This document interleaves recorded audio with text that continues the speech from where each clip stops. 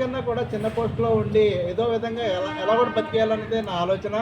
అంతేగాని నాకు ఇది అవ్వాలని ఎప్పుడూ లేదు. అలాగే మా మేము 5 బ్రదర్స్, దాంట్లో ఏమో 2 డిగ్రీలు చదివారు. అప్పుడు ఆ రోజుల్లో చాలా ఎంప్లాయ్మెంట్ చాలా కష్టంగా ఉండేది. చేస్తే గవర్నమెంట్ జాబు, లేకపోతే కిరాణా కొట్లు ఏమో ఆ పద్దులు రాసుకోవడం అలాంటి జాబులే ఉంటాయి. ఎంతగా ఇప్పుడు ఉన్నట్టుగా అప్పుడు ప్రైవేట్ జాబులు లేవు. మా ఫాదర్కి ఏమో నేను అడ్వకేట్ అవ్వాలని ఆయన మనసులో ఉంది. నేనైతే బీఎస్సీ చదవడం వల్ల నాకు ఇప్పుడు అలాంటి ఇంట్రెస్ట్ కానీ ఆ కోణంలో ఇప్పుడు ఆలోచించలేదు. ఏదైనా బీఎస్సీ తర్వాత బీఈడీ చదువుకొని ఏదైనా స్కూల్లో టీచర్ కానీ అలాగా ఉండి అదే నాకు సంతృప్తికరమైన జాబ్ అని అనుకునేవాడిని. నేను దానికన్నా ఇప్పుడు కూడా పెద్ద కళలు కనలేదు. కాకపోతే మా ఫాదర్కి ఆ ఉద్దేశంతో అప్పుడు ఇంతకుముందు చాలా జ్యుడిషియల్ ఆఫీసర్ ఇప్పుడు మాలాగా మేము చాలా సెల్ఫిష్. ఇప్పుడున్న జ్యుడిషియల్ ఆఫీసర్ అందరూ సెల్ఫిష్గా ఉంటారు. చాలా అంటే ఎక్కువ మంది చాలా సెల్ఫిష్గా ఉంటారు. నేను కూడా దాంట్లో ఒకడిని. అప్పుడు అలాగ లేదు, చాలా బ్రాడ్ మైండెడ్గా ఉండేవారు. అలా మా ఫాదర్ ఏం చేశారంటే నేను తీసుకెళ్ళి మన పీడిఎం గారు అప్పుడు మా ఊళ్ళో కృష్ణాజీరావు గారు పనిచేస్తున్నారు పీడిఎంగా. ఆయన ద్వారా నిన్ను రమ్మంటున్నారు, ఎందుకో సారు ఒకసారి కల్తీగా అని తీసుకెళ్ళిన తర్వాత ఆయన నన్నేమో మీ 2 బ్రదర్స్ డిగ్రీ చదివి కూడా ఖాళీగా ఉన్నారు, కనీసం మీ ఫాదర్కి నిన్ను అడ్వకేట్ చేయాలనుంది కనుక నువ్వు చదువు, ఆ ఏర్పాట్లు ఏం చేస్తారు. పాపం ఆయనే ఆ జిఎస్పీ లా కాలేజీలో అప్పట్లో 1500 డొనేషన్ కట్టడానికి కూడా మా దగ్గర అంత స్తోమత లేదు.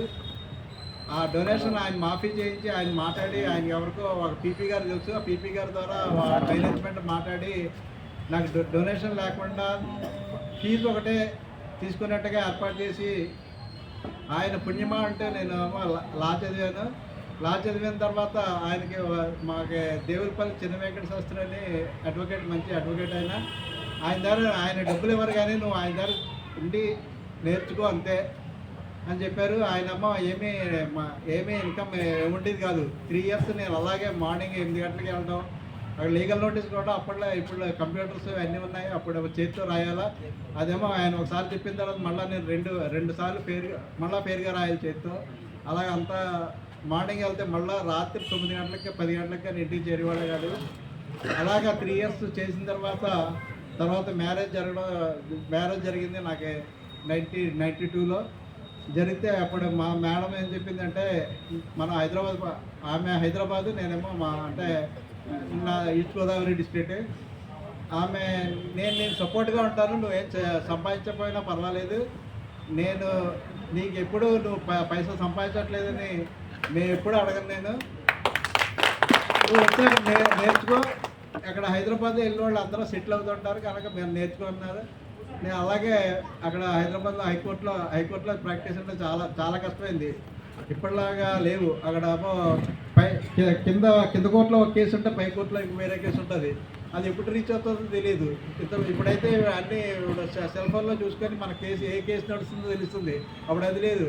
ఈ పైకి కిందకి జరగలేక ఎందుకే రిప్రజెంటేషను వాయిదా ఉండడమో, లేదా పాస్ ఆఫ్ చేయడమో, అక్కడ పాస్ ఓవర్లు ఉండవు హైకోర్టులో, ఏదో టైం పడటమో ఏదో చేయాలి. ఇలాగ చాలా స్ట్రగుల్ అయితే అప్పుడేమో ఆమె పీజీ చదవమని అడ్వైజ్ ఇచ్చింది.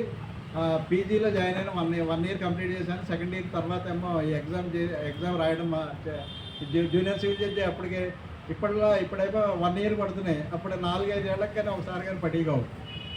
అప్పుడు జేసీజీ ఎగ్జామ్ పడింది. అది మా అదృష్టం అని అప్పటిదాకా పబ్లిక్ సర్వీస్ కమిషన్ కండక్ట్ చేసేది.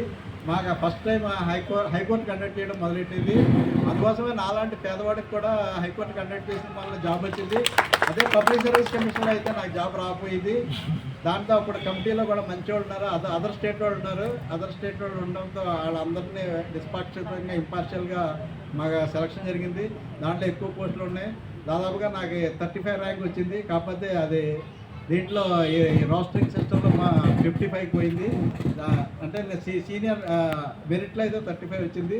అప్పుడు కూడా నా మొదటి నుంచి క్రిమినల్ లా ప్రాక్టీస్ చేసుకోండి, సివిల్ లా చాలా తక్కువ. ఎగ్జామ్లో కూడా నా జూనియర్ సివిల్ జడ్జిలో క్రిమినల్ లాయే బాగా స్కోర్ చేశాను. దాదాపు 80% మార్క్స్ క్రిమినల్ లాలో వచ్చాయి. సివిల్ తక్కువ వచ్చినా సరే నాకు అది నిలబెట్టింది. ఆ విధంగా దాదాపుగా నేను 12 సంవత్సరాల పాటు జూనియర్ సిటిజన్గా చేశాను. నేను ఒకటే లక్ష్యంగా పెట్టుకున్నాను, నేను పేదవాడే అయినా సరే నాకు జాబ్ వచ్చింది కనుక 100% హానెస్ట్గా చేయాలి.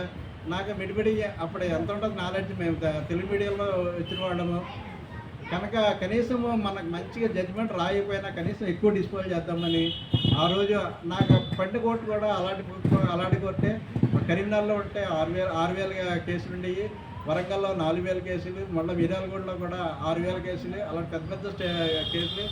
అది దాదాపుగా 7-8 అయిపోయింది ప్రతిరోజున. అది అప్పుడు అలవాటు అయిపోయింది ఇంకా వర్క్ చేయడం. ఇక్కడ చేసింది ఏదైతే చాలా తక్కువ, అంతకుముందు స్టేషన్లో చాలా చాలా చాలా వర్క్ చేసేవాళ్ళము.